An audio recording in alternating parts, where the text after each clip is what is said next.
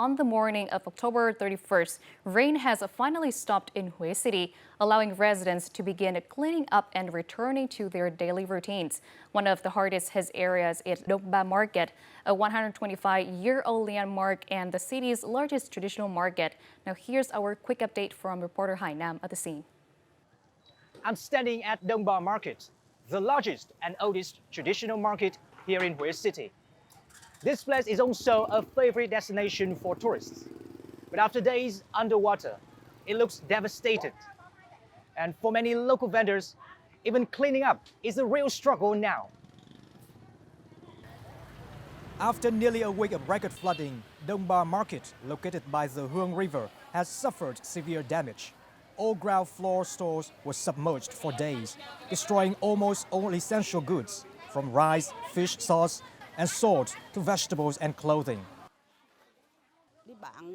The rice got soaked and spoiled, so I will have to sell it at a loss. It will take a few more days to reopen. I need help. Can't clean up alone. I sell voting offerings and incense, so once they are soaked, they are completely ruined.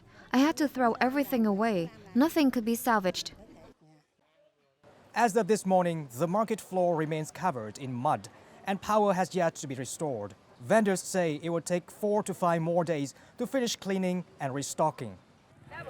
Essential items, especially fresh vegetables, remain in short supply as farms in Hue were flooded and transport routes are still disrupted in some areas. Losses for some traders reach thousands of dollars, adding to the challenges of rebuilding livelihoods after one of the worst floods in decades. From Hue City, this is Hai Nam for Vietnam Today.